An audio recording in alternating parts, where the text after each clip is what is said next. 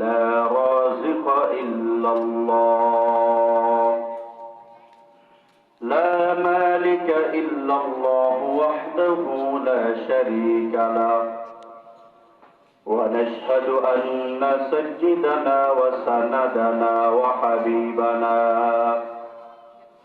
وحبيب ربنا وطبيبنا وطبيب قلوبنا ومولانا محمد صلى الله عليه وعلى آله وأصحابه وبارك وسلم تسليما كثيرا كثيرا.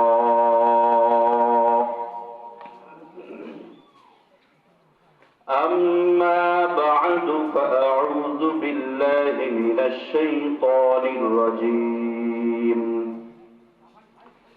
بسم الله الرحمن الرحيم. واتل عليهم نبأ بني آدم بالحق إذ قربا قربانا فتقبل من أحدهما ولم يتقبل من الآخر قال لأقتلنك قال إنما يتقبل الله من المتقين لئن بسطت إلي يدك لتقتلني ما أنا بباسط يدي إليك لأقتلك إني أخاف الله رب العالمين إني أريد أن تبوء بإثمي وإثمك فتكون من أصحاب النار وذلك جزاء الظالمين. فطوعت له نفسه قتل أخيه فقتله فأصبح من الخاسرين. فبعث الله غرابا يبحث في الأرض ليريه كيف يواري سوءة أخيه قال يا ويلتى أعجزت أن أكون مثل هذا الغراب فأواري سوءة أخي فأصبح من النادمين. وقال تعالى في سورة أخرى إنا أعطيناك الكوثر فصل لربك وانحر إن شانئك هو الأبتر. وقال تعالى في شان حبيبه ومحبوبه ومعشوقه إن الله وملائكته يصلون على النبي يا أيها الذين آمنوا صلوا عليه وسلموا تسليما. সকলে মহব্বতে দুরূদ ইব্রাহিমি পড়েন اللهم صل على محمد وعلى آل محمد.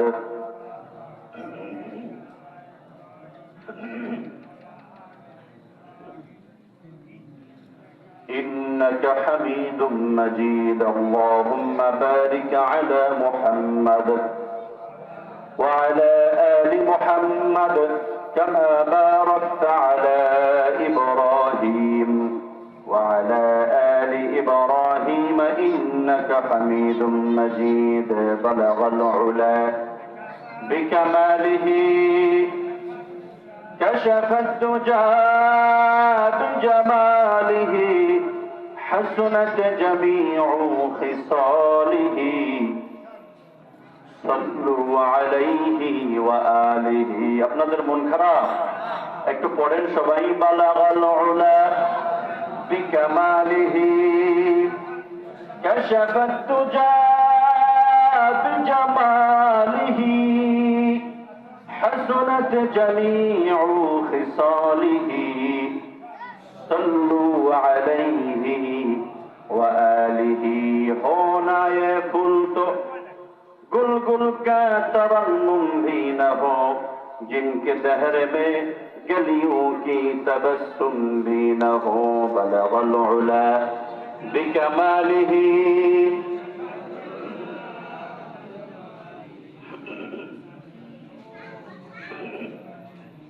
صلوا عليه وآله জবান যাদের চালু আছে জবানটা খুলে দিয়ে মাওলা পাকের জন্য একটু জিকির করেন লা ইলাহা ইল্লাল্লাহ লা ইলাহা লা ইলাহা ইল্লাল্লাহ লা ইলাহা ইল্লাল্লাহ লা ইলাহা ইল্লাল্লাহ লা ইলাহা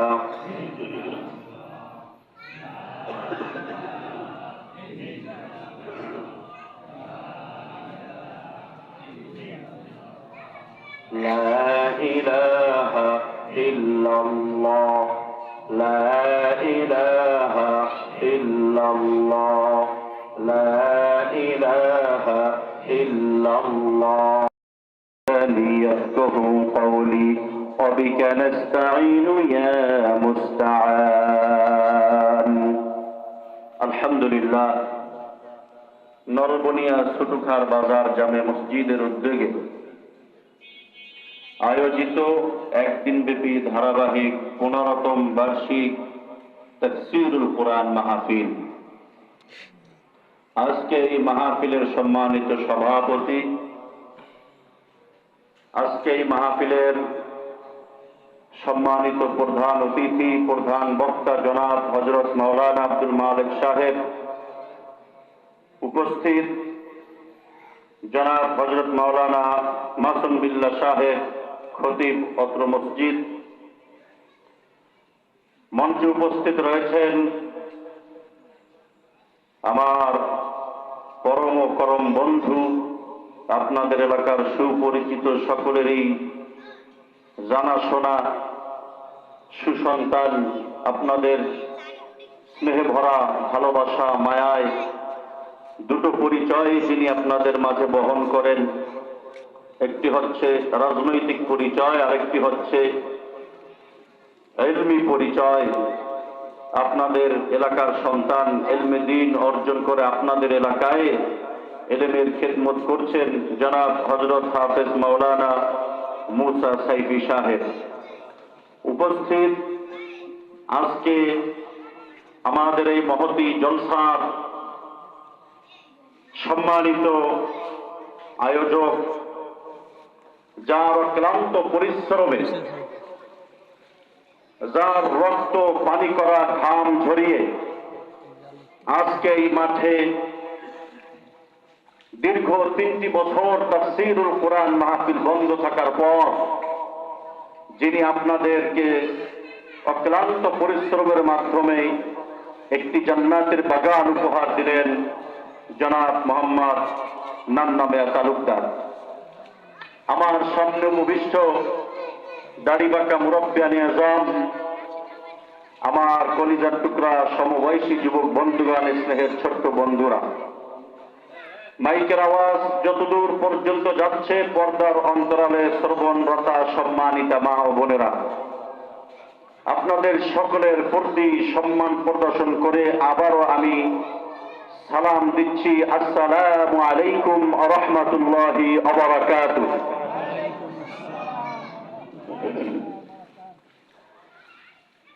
সম্মানিত হাজিরিন, আজকে এই তাফসীরুল কোরআন মাহফিলের একটা মুহূর্ত যেন আমাদের নষ্ট না হয়, একটা মিনিট সময় যেন আমাদের নষ্ট। আমি কোরআনের 114টি সূরা থেকে সর্বকনিষ্ঠ সবচেয়ে ছোট্ট একটি সূরা আপনাদের সম্মুখে তেলাওয়াত করেছি, যা আমাদের সকলেরই মুখস্থ আছে। কথাগণ ঠিক কিনা? সূরাতুল কাউসার। প্রিয় ভাইয়েরা, তাফসীর কয়েক ধরনের হয়। তাফসীর বিদ দিরায়া, তাফসীর বিদ রিওয়ায়া। তাফসীর কোরআনুল কারীমের আয়াতের তাফসীর হাদিসের মাধ্যমে অনেক সময় হয়, আবার কোরআনের আয়াতের এক আয়াতের তাফসীর অন্য আয়াতের মাধ্যমে হয়। আমরা আজকে দুটোটাই কম বেশি করে অল্প সময়ের ভিতরে শোনার চেষ্টা করব, নাকি ইনশাআল্লাহ? প্রিয় ভাইয়েরা, এদিকে মনোযোগী হতে হবে, সময় খুবই অল্প। এই অল্প সময়ের ভিতরে আমাদের এই কোরআনের তাফসীর, এখানে আল্লাহ পাক আমাদেরকে নিয়ে আসছেন তার তাফসীরের বাগানে। তার মানে আমাকে আল্লাহ পাক পছন্দ করেছেন, ভালোবেসেছেন। আল্লাহ পাক আমাকে কানে ধরে নিয়ে আসছেন যে আমার বান্দা, আজকে আমার কোরআনের তাফসীর হবে, তুমি কোথায় ঘোরাফেরা করছো? ফাআইনা তাযহাবুন, কোথায় যাচ্ছ? আমার তাফসীর হচ্ছে আর তুমি এদিক সেদিক যাবে, হবে না। আমি তো তোমাকে ভালোবাসি। আমার আজকের তাফসীর তোমার জন্য, যারা আসে নাই তাদের জন্য তাফসীর না। আল্লাহ পাক আপনাকে আমাকে ভালোবেসেছেন বিদায় এই ময়দানে নিয়ে এসেছেন। এটা আপনারা খুশি না বেজার? এর প্রমাণ হবে যতক্ষণ পর্যন্ত আলোচনা হবে মনোযোগ সহকারে শ্রবণ করতে হবে। আজকের এই মাহফিল থেকে আমাদের গুরুত্বপূর্ণ বিষয়গুলো শিখে নিতে হবে। আপনারা এতদিন বিভিন্ন মাহফিল, বিভিন্ন জায়গায় ওয়াজের নামে অনেক জায়গায় আওয়াজ শুনেছেন, কিন্তু শুধু আওয়াজ শুনলে হবে না। আজকে এই তাফসীরুল কোরআন মাহফিল থেকে আসলেই ওয়াজের মাধ্যমে কোরআনের তাফসীর শুনে যেতে হবে। রাজি আছেন ইনশাআল্লাহ? আর আপনি যদি একটা মুহূর্ত সময় নষ্ট করেন, আপনি এই তাফসীর থেকে বঞ্চিত হবেন। আল্লাহ পাক আপনাকে ভালোবেসে এতদূর নিয়ে আসলেন, অথচ আপনি সময়কে গুরুত্ব দিলেন না। একটু চিন্তা করেন, আমি প্রায় সময় বলি, আমরা একই সাথে এলাকার ভিতরে যারা বসবাস করেছি, সবাই কি মাহফিলে আসছে? সবাই আসতে পেরেছে? আমাদেরকে আল্লাহ নিয়ে আসছেন। এবার আমার কথার জবাব দেন, আমরা যারা এসেছি আর যারা আসি নাই, যারা এসেছি তাদের আসার পথে কোনো বাধা ছিল? যারা আসে নাই তাদের আসার পথে বাধা আছে? আমরা যখন প্যান্ডেলে ঢুকেছি গেটের ভিতরে কোনো দারোয়ান ছিল? আমরা যখন গেটের ভিতরে ঢুকবো ওখানে কোনো কাঁটাতারের বেড়া আছে? যারা আসে নাই তারাও তো আমার মতো ভাই, কথা কোন ঠিক কিনা? তারা যে আসে নাই, এখানে আসতে পারে নাই, তাদের মাঝে ময়দানের মাঝে কোনো কাঁটাতারের বেড়া আছে? কোনো পাহারাদার আছে? পাহারাদার নাই, কোনো প্রাচীর নাই, কোনো কাঁটাতারের বেড়াও নাই। আমি আসতে পেরেছি, সে আসতে পারে নাই। এর মানেটা কি? গভীর মনোযোগ দিয়ে শুনবেন, গভীরভাবে চিন্তা করবেন। এর মানেটা হচ্ছে ওই লোকটা মুসলমান হিসাবে কোনোদিন কি এই ওয়াজ মাহফিল তার কানে যায় নাই? কোনোদিন কি মসজিদ দেখে নাই? কোনোদিন কি মাহফিলের দাওয়াত তার কানে পৌঁছায় নাই? পৌঁছাইছে, কিন্তু কখনো কখনো হয়তোবা এই মাহফিলের আওয়াজ শোনার পরে সে এমন একটা কথা বলেছে, এমন একটা বাচন ভঙ্গি প্রদর্শন করেছে, যার কারণে আমার আল্লাহ পাক নারাজ হয়ে গেছেন। কতক্ষণ ঠিক কিনা? আল্লাহ পাক নারাজ হয়ে বলছেন, হে বান্দা, তোর মাঝে আমার ঘরের মাঝে কোনো বেড়া থাকবে না, তোর মাঝে আমার কোরআনের তাফসীরের মাঝে কোনো প্রাচীর থাকবে না। তাফসীর হবে, তোর পাশের ভাই তাফসীর শুনবে, মসজিদে যাবে, মাহফিল ময়দানে যাবে, কিন্তু তোর মাঝে এবং তাফসীরের মাঝে একটা অন্তরায় আমি আল্লাহ কুদরতি ভাবে এমন ভাবে তৈরি করে দেব, তারা যাওয়া সত্ত্বেও তুই যেতে পারবি না। কতক্ষণ ঠিক কিনা? কোনো না কোনো ভাবে আল্লাহ নারাজ হয়ে গেছেন। বন্ধুগণ আমার, এই জন্য আমরা যারা এখানে এসেছি, এই গুরুত্বপূর্ণ সময়ের ভিতরে কোরআনের তাফসীর শুনে কিছু পুঁজি আমরা বাড়িতে নিয়ে যাব। রাজি আছে ইনশাআল্লাহ? তাহলে বলছিলাম, আমি কোরআনের কোন সূরা থেকে তেলাওয়াত করেছি? সূরাতুল মায়েদা। এই সূরাতুল মায়েদার 27 নং আয়াত থেকে 31 নং আয়াতে কারিমা তেলাওয়াত করেছি। আরো তেলাওয়াত করেছি সবচেয়ে কোরআনের ছোট্ট সূরা সূরাতুল কাউসার। প্রিয় ভাইরা, আসুন আমরা আগে এই আয়াতগুলোর তরজমার দিকে চলে যাই। আউযু বিল্লাহি মিনাশ শাইতানির রাজীম।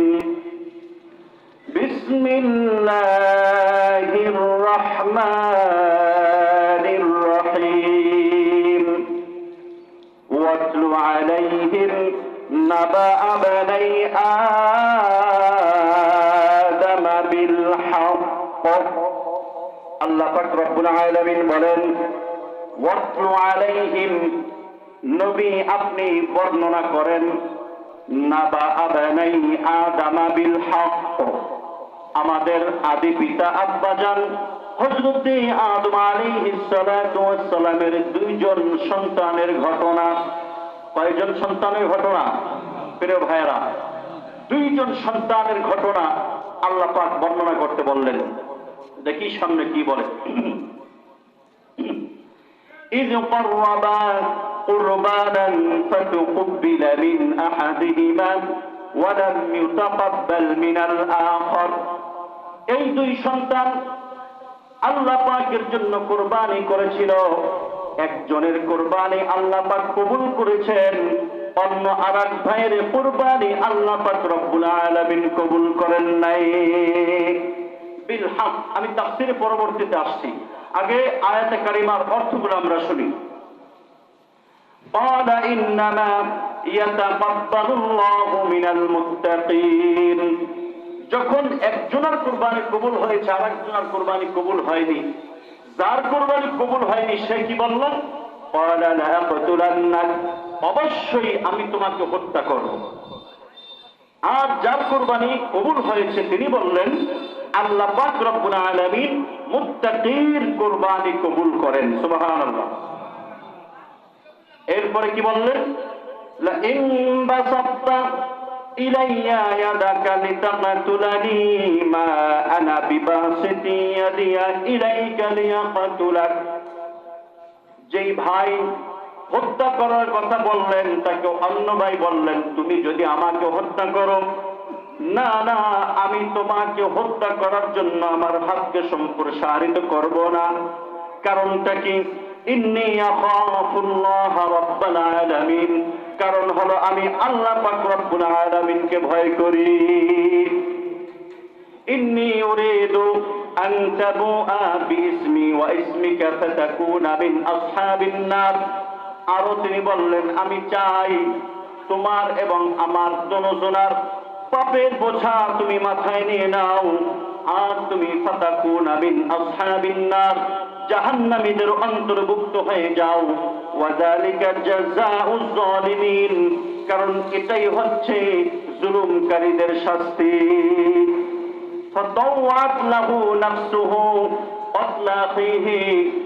এরপরে ওই ভাইয়ের মন তাকে ওই ভাইকে হত্যা করার জন্য উদ্বুদ্ধ করলো। ফাকাতালাহু, উদ্বুদ্ধ হওয়ার সাথে সাথে ভাইকে হত্যা করলো। ফাআসবাহা মিনাল খাসিরিন, ভাইকে হত্যা করে ক্ষতিগ্রস্তদের অন্তর্ভুক্ত হয়ে গেল। ফাবাআসাল্লাহু গুরাবান ইয়াবহাসু ফিল আরদি। এরপরে আল্লাহ পাক রব্বুল আলামিন একটা কাক পাঠাইলেন।